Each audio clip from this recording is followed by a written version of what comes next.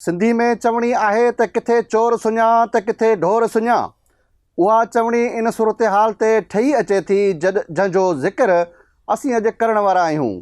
सिंध हुकूमत जे live stock and fisheries खाते तरफ़ां ग़ज़ाई खोट ऐं ॿारनि जी वाध वेझ में रुकावट ख़त्म करण लाइ तेज़ तरीन एक्शन प्लान बाबति कुझु ॾींहं अॻु हिकु ख़बर नशर कई हुई, जंहिंमें रथा जे सरबराह डॉक्टर नज़ीर कल्होड़ो राब्तो कयो, जंहिं परवेज़ एंड कंपनी ऐं मशवरी एंड कंपनी बाबति तफ़सील शेयर करण जो वाइदो कयो, पर न शेयर कयो न ई ॿीहर राब्तो कयो।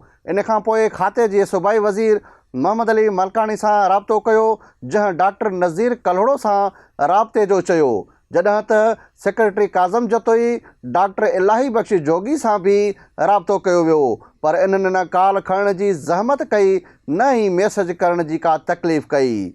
अस्सलाम वालेकुम नाज़रीन, आउं आहियां GM खोखर मां ॾिसी रहिया आहियो FIR डिजिटल। सिंधवासियो, असांजे गुज़िरियल ख़बर खां पोइ अॼु साॻी रथा बाबति हिकु वधीक अहम राज़ साम्हूं आया आहिनि।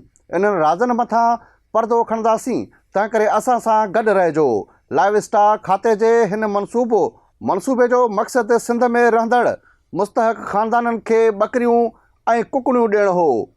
देही कुकड़ियूं फ़राहम करे ॿारनि खे खीर ऐं अंडनि ज़रिए बहितर ग़ज़ाइयत मुहैया करणु आहे, पर बदकिस्मती सां उहे सरकारी रथाऊं पढ़ण में बहितरीन लॻंदियूं आहिनि, पर ज़मीन ते इन्हनि जो नाओ निशान नज़र नथो अचे। अॼु जंहिं मनसूबे जो ज़िक्र करे रहिया आहियूं, उन जी मजमूई लागत 95 करोड़ 40 लख 25 हज़ार रुपया मुक़ररु कई वई। हिन रथा खे मुकमल करण लाइ हिकु फ़ौज भर्ती कई वई, जंहिंजो मास्टर माइंड डॉक्टर नज़ीर कल्होड़ो, डॉक्टर इलाही बख्श जोगी, परवेज़ एसोसिएट्स, मशवरी इंटरप्राइज़ ऐं हिकु NGOs SRPO जी सरबराह ज़ाइदा ॾेथो ऐं ॿिया हुआ। हीउ मनसूबो अक्टूबर 2025 में शुरू कयो वियो। रथा तहत 12,500 ॿकरियूं ऐं 25,000 देसी कुकड़ियूं ख़रीद करणियूं हुयूं। ख़रीदारी सां गॾु वैक्सीनेशन, सुञाणप, फीड, लाइव स्टॉक स्टेशनूं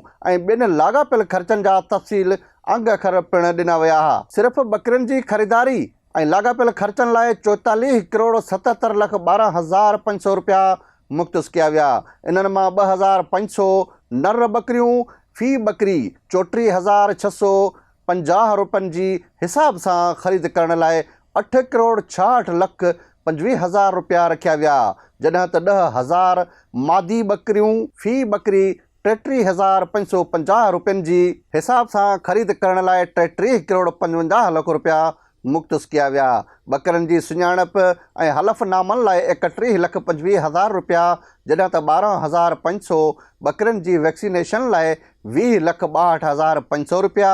इन खां अलावा 6 लाइव स्टॉक मर्कज़ क़ाइमु करण लाइ 2 करोड़ 40 लख रुपया मुख़्तस कया विया। ॿिए तरफ़ देही कुकड़ियुनि जी ख़रीदारी ऐं लाॻापियल ख़र्चनि लाइ 5 करोड़ 86 लख रुपया रखिया विया। इन में 2,500 नर ऐं 22,500 मादी कुकड़ियूं, फ़ी कुकड़ 1,045 रुपयनि जे हिसाब सां ख़रीद करण लाइ 2 करोड़ 61 लख 25 हज़ार रुपया मुख़्तस कया विया। 25,000 कुकड़ियुनि जी सुञाणप लाइ 7 लख 50 हज़ार रुपया, वैक्सीनेशन लाइ 8 लख 75 हज़ार रुपया, 6 लाइव स्टॉक मर्कज़नि लाइ 99 लख रुपया, 2,500 फीड जा थेला ख़रीद करण लाइ 1 करोड़ 95 लख रुपया, 5,000 नेट बैग्स लाइ 14 लख 50 हज़ार रुपया रखिया विया। दस्तावेज़नि मूजिबि ॿकरियुनि ऐं देही कुकड़नि जी ख़रीदारी जी मजमूई लागत 50 करोड़ 63 लख 12 हज़ार 500 रुपया हुई, जेका मनसूबे जी कुल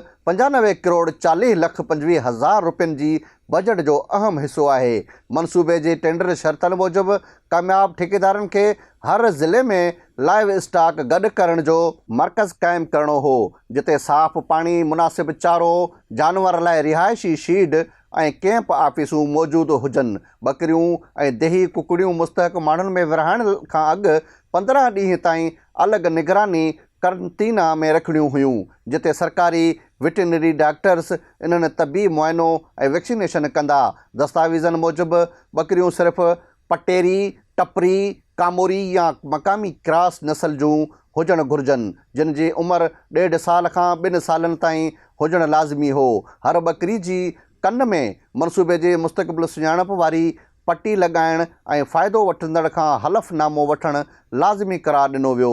साॻे रीति हर बकरीअ खे ATPPR ऐं ॿिनि वबाई बीमारियुनि ख़िलाफ़ वैक्सीन लॻाइण पिणु शर्त रखियो वियो।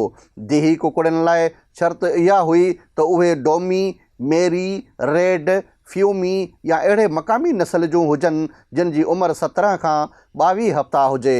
हर कुकड़ जी सुञाणप लाइ टंग या पर में सुञाणप वारो रंग लॻाइण, जॾहिं त न्यू कासल या नावल पाक्स में मेरेक्स ऐं ॿिनि बीमारियुनि ख़िलाफ़ वैक्सीनेशन लाज़मी क़रार ॾिनी वई हुई। हर फ़ाइदो वठंदड़ खे 50 किलोग्राम फीड जो हिकु थेलो कुकड़ियुनि जी खणण खे 2-4 थेला पिणु फ़राहम करणा हुआ। सरकारी दस्तावेज़नि मूजिबि इन्हनि सभिनी शर्तनि जो मक़सदु मुस्तहक़ ख़ानदान ताईं सेहतमंद ऐं वैक्सीनेट थियल जानवर पखी पहुचाइणु हो, जीअं ॿारनि खे खीर ऐं अंडनि जे ज़रिए बहितर ग़ज़ाइयत मिले सघे ऐं सिंध में ग़ज़ाई खोट ऐं ॿारनि जी जिस्मानी वाध वेझ में रुकावट खे घटाए सघिजे। हिते असांजे ज़रिए उहा तस्दीक कई आहे त हिन मनसूबो सिर्फ़ु कागज़नि में दफ़न थियल आहे। असां वरी बि साॻिल ज़िम्मेवारी सां चऊं था त जेकॾहिं मनसूबे ते मुकमल अमल थियो आहे त असांजी टीम खे विज़िट करायो वञे त जीअं सिंध वासियुनि खे आगाह करे सघिजे त मनसूबे जी प्लानिंग वक़्तु हथ आयल तस्वीरूं ऐं इहे ॾिसी सघिजनि ऐं हिन तस्वीरुनि में दवाउनि ऐं थेलनि जा जेके बैग्स आहिनि उहे बि ॾिसी सघिजनि था। सिंध वासियो हीअ रथा हर साल ईंदी वेंदी आहे, जंहिं लाइ लॻभॻि 1 अरब रुपया रखिया वेंदा आहिनि, जंहिं तहत सिंध मां हर साल 4 ज़िला चूंडिया वेंदा आहिनि। डॉक्टर नज़ीर कल्होड़ो मूजिबि गुज़िरियल साल जिन ज़िलनि में उहे बकरियूं ऐं कुकड़ियूं तक़सीम कयूं वियूं उन्हनि में लाड़काणो, थरपारकर, नौशरो फेरोज़ ऐं टंडो मोहम्मद ख़ान शामिल आहिनि। हाणे इन्हनि ज़िलनि जा माण्हू ॿुधाइनि त छा अव्हांखे वाक़ई उहे बकरियूं ऐं कुकड़ियूं मिलियूं आहिनि। जेकॾहिं मिलियूं आहिनि या न मिलियूं आहिनि त असांजी YouTube चैनल जे हेठां कमेंट्स ज़रूरु लिखो। चैनल खे सब्सक्राइब कयो ऐं फेसबुक पेज खे ज़रूरु लाइक कंदा कयो। ख़ुदा हाफ़िज़।